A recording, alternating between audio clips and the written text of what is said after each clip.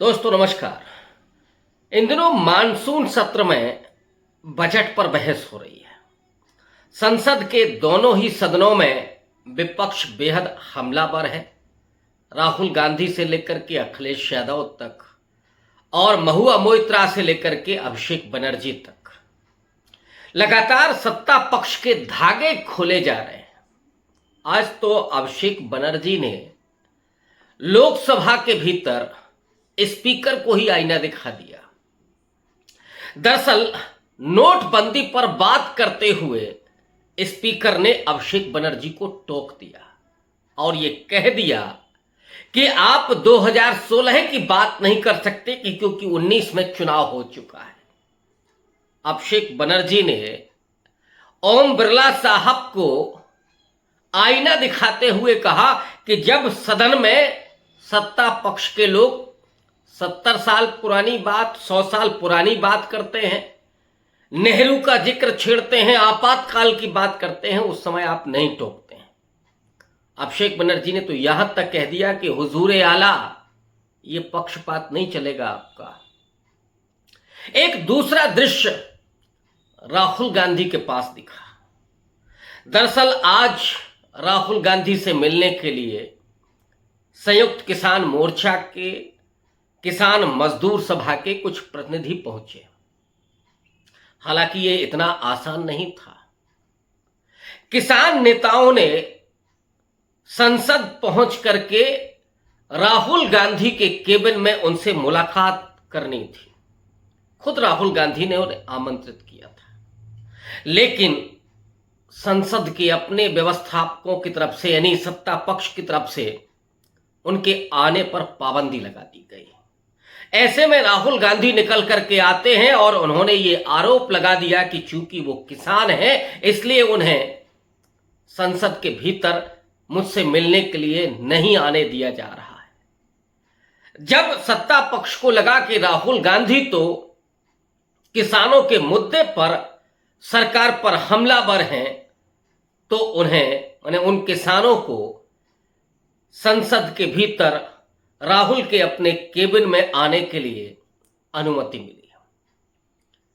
उन 10-12 किसान नेताओं के साथ मिलकर के राहुल गांधी ने एमएसपी की गारंटी पर बात की, उन्हें आश्वासन दिया, वादा किया और यह कहा कि इंडिया अलायंस उन्हें उनका हक दिला करके ही रहेगा। जहां तक बात एमएसपी की गारंटी है कि एमएसपी दिया जा सकता है या नहीं, इस पर राहुल गांधी ने कहा कि हमने असेसमेंट किया है कि किसानों को उनकी उपज का एमएसपी दिया जा सकता है, नहीं इसकी गारंटी दी जा सकती है, इसमें कहीं कोई अड़चन नहीं है। एक तरफ जहां राहुल गांधी की इस बात से किसानों की उम्मीदें बढ़ी हैं, वहीं दूसरी तरफ किसानों ने 15 अगस्त को ट्रैक्टर रैली का ऐलान कर दिया है। दोस्तों जरा याद कीजिए उन दिनों को, 2022 के पहले 2021 को, जब पंजाब, हरियाणा, पश्चिमी उत्तर प्रदेश, कर्नाटक, तेलंगाना, केरल, वहां से होते हुए बिहार और झारखंड, छत्तीसगढ़, मध्य प्रदेश से बहुत सारे किसान एमएसपी की मांग के लिए और 3 काले कानूनों को ध्वस्त करने के लिए, उनको हटाने के लिए वो अपनी मांग लेकर के दिल्ली तरफ कूच कर रहे थे। उस दरमियान जो हुआ वो पूरे देश ने नहीं बल्कि दुनिया ने देखा। उनके रास्ते में तार लगाई गई, कीलें गाड़ी गई, लाठियां चलाई गई, किसानों पर गोलियां, आंसू गैस के गोले छोड़े गए। और वो किसान जब दिल्ली के 3 बॉर्डर पर बैठे हुए थे तो उनके खिलाफ पूरा आईटी सेल लगा हुआ था। जिस तरह से भारतीय जनता पार्टी काम करती है, उसका आईटी सेल खासतौर पर काम करता है कि किसी भी आंदोलनकारी को, किसी भी आंदोलन को आप कलंकित कर दीजिए, उसका वो कहीं नक्सलाइट बता दीजिए, कभी खालिस्तानी बता दीजिए, और इससे भी काम न चले तो फिर पाकिस्तानी बता दीजिए। ये जो बदनीयत से की गई इस तरह की टिप्पणियां हैं, वो हमारे देश के अपने ही लोगों को, उनके सीने को छलनी करती है। पंजाब का किसान हो या हरियाणा का किसान, पश्चिमी उत्तर प्रदेश का किसान हो या तेलंगाना का किसान, महाराष्ट्र का किसान जो कपास उगाता है, हर साल हजारों किसानों की आत्महत्या की खबरें आती हैं। कर्ज बढ़ रहा है किसानों पर, फसल बीमा का पैसा, वो प्रीमियम तो भरते हैं, लेकिन जब फसल उनकी बर्बाद हो जाती है तो उन्हें बीमा का पैसा नहीं मिलता। तमाम कंपनियां माला माल हो गई और इस देश से फरार भी हो गई। लेकिन सरकार के कान पर जूं नहीं रहेगा। जो बढ़ता हुआ कर्ज है उसके बोझ तले किसान दब करके आत्महत्या करने के लिए मजबूर हो गया। महाराष्ट्र के कपास के किसान हो या प्याज के किसान, पंजाब में धान और गेहूं के किसान हो, हालांकि पंजाब के किसान थोड़े समुन्नत हैं, वहां ये नौबत नहीं आती, लेकिन जो छोटे किसान हैं वो आत्महत्या के लिए मजबूर होते हैं। वो कर्ज का बोझा नहीं ढो पाते हैं। उनकी मांग क्या है कि जिस तरह से इलेक्ट्रॉनिक आइटम हो या कोई और डेली यूज का प्रोडक्ट, जैसे उसे एमएसपी मिलता है, एमआरपी जो लिखा जाता है, वैसे ही किसानों का कहना है कि उन्हें भी फसल का एक दाम मिले। इसके लिए भी सरकार तैयार नहीं। किसानों पर जो कर्जा है उस कर्जे को माफ नहीं किया गया, जबकि जो पूंजीपतियों पर लाखों करोड़ का कर्जा था वो माफ कर दिया गया। नीरव मोदी, ललित मोदी और न जाने कौन कौन से मेहुल चौकसी जैसे लोग इस देश का पैसा लूट करके फरार हो गए। इनमें से अधिकांश उसी गुजरात से आते हैं जहां से प्रधानमंत्री नरेंद्र मोदी आते हैं। उनके लिए तो नीरव भाई हैं, मेहुल भाई हैं। जिन नरेंद्र मोदी ने काला धन वापस लाने का वादा किया था, नोटबंदी के समय देश के अमीरों के उस काले धन को बर्बाद होने की बात कही गई थी, आतंकवाद को खत्म करने की बात कही गई थी, लेकिन आज नतीजा सबके सामने है। नोटबंदी ने गरीबों को, महिलाओं को, छोटी बचत करने वाले लोगों की जेब पर डाका डाला।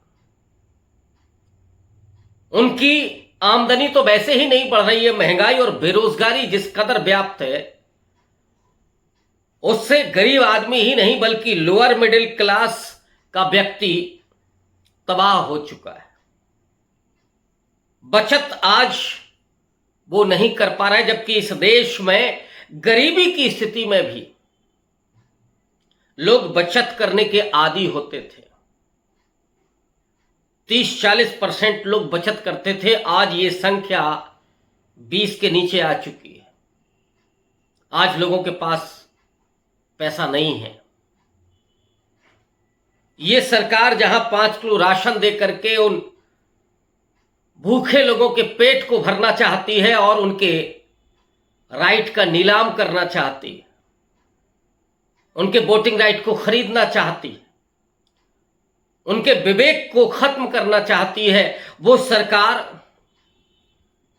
पूंजीपतियों की दलाल बन करके बैठी है। लेकिन किसानों से उसको कोई मोहब्बत नहीं। किसानों को सिर्फ अन्नदाता कह करके उनका महिमा मंडन नहीं किया जाना चाहिए। वो भी प्रोडक्ट कर रहे हैं, मेहनत कर रहे हैं, अपने खेतों में खून पसीना बहा रहे हैं, और अगर वो कोई चीज पैदा करते हैं तो जैसे एक पूंजीपति कोई प्रोडक्ट बनाता है, वैसे ही किसानों को भी अपनी फसल की एमएसपी की गारंटी मिलनी चाहिए। राहुल गांधी ने आज उन किसानों को आश्वस्त किया कि इंडिया अलायंस उनका ये अधिकार दिला करके रहेगा। और उन्होंने कहा कि हमने अपने मैनिफेस्टो में इसकी बात की थी, इसका वादा किया था।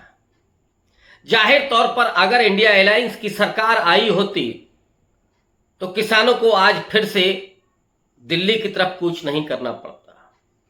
सुप्रीम कोर्ट ने भी किसानों के आंदोलन पर आज एक गाइडलाइन जारी की है कि एक स्वतंत्र समिति उनके साथ बातचीत करेगी, वरना नरेंद्र मोदी के लिए, अमित शाह के लिए